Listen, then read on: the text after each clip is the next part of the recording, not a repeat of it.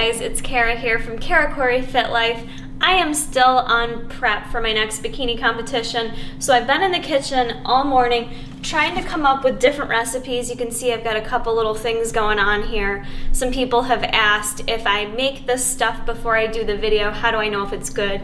And sometimes I just wing it, and other times I do make it ahead of time and make sure it's good. But I think I've perfected a new recipe for raw cookie dough batter. If you guys have been following this for a while back, I did a raw cookie dough. You can see that in my cookbook if you got Cooking the MTS Way with your Tiger Fitness package. This is a different spin on it. It requires no beans like I used the last time, and it doesn't require using a blender. We're truly just mixing shit in a bowl. That's my style. So, to get started, what I'm going to use today, first thing you're going to want to do, I'm going to use some coconut oil. I am weighing everything out. I'm going to weigh out 6 grams of coconut oil, and I'm going to heat it in the microwave real quick to get it melted because it just mixes a lot better. Alright, so the coconut oil I've got melted in my bowl. I'm going to do the wet ingredients first. This isn't really like how normal people would mix things together. Usually people do dry first, but whatever. I'm gonna add some pure vanilla extract to it, just a little splash of that. I'm not actually really weighing that, doesn't add any calories. Next, I'm gonna add some unsweetened applesauce, and I'm gonna add a tablespoon of that. Now for this recipe, I know I'll get questions. Can I substitute this, add this, swap that? I'm going to be honest, I've tried this a few different ways, and this way it turned out perfect. So you can play around with it, but I would suggest following this to a T. The next thing I'm going to add are some all-natural liquid egg whites. I'm going to add in 20 grams. We are eating this raw. These liquid egg whites are pasteurized. If you're eating a shelled egg, you could potentially get sick there, but you're going to be okay with these liquid egg whites that are pasteurized. So I'm adding in 20 grams of those. I went a little bit over 20, but that's all right. Next, we're going to add in, for the protein for this, I am going to use MTS Pumpkin Pie. You guys can play around with the whey flavors.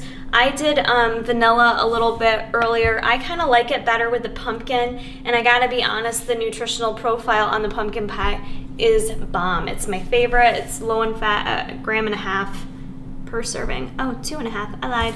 Either way, it's good shit. So we're gonna use this. I'm gonna do a half a scoop. I am gonna weigh it out so it ends up being like 16 grams.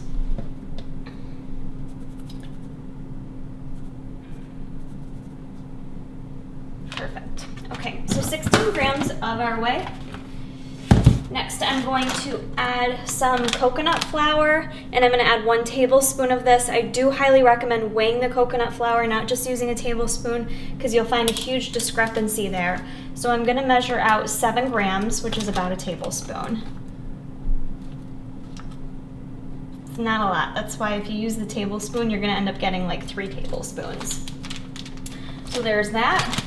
Now the other ingredient I'm going to add is some oat flour. Like, what is that? Whole grain oat flour. Highly recommend adding this to it as well. The combination of the coconut flour and the oat flour just gives you that right consistency. So for this, I'm going to add 10 grams. Again, I'm going to weigh that out.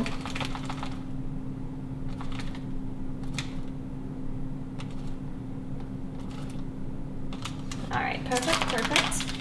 And next, what I've got here, I know some of you may not have this on hand. I always buy these when I'm at the store because you never know when you want to throw them into any kind of item. So they are a staple in my house, the sugar-free pudding mixes. I'm going to add a tablespoon of the sugar-free cheesecake one.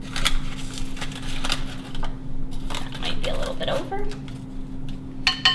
All right, and lastly, I am going to add a little bit of peanut butter. Actually, let me mix this up first. I'm gonna mix this up first and see what consistency I'm working with here.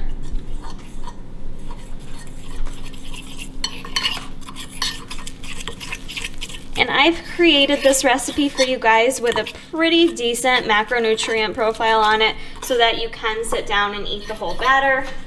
I'm a quantity person. I want to be able to eat the whole thing. So the nutritionals for this will be for the whole batch of cookie dough. All right, so that's all mixed up. Next, I'm gonna add like 6 to 8 grams of peanut butter. Let's see what I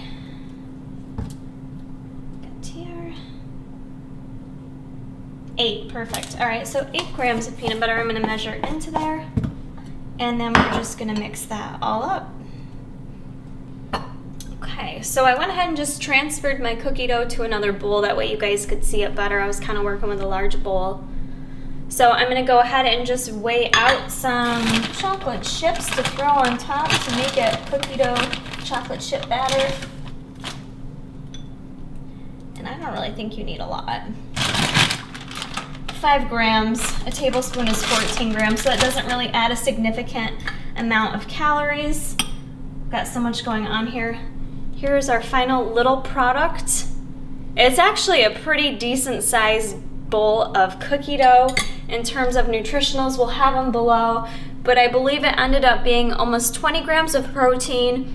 I think it was like 20 carbs and like 11 grams of fat. So a nice balance of protein, carbs, and fat. A little bit on the higher fat side, but this is kind of a nice dessert that's gonna fill you up guilt-free, and who doesn't enjoy cookie dough? So I hope you guys give this recipe a try.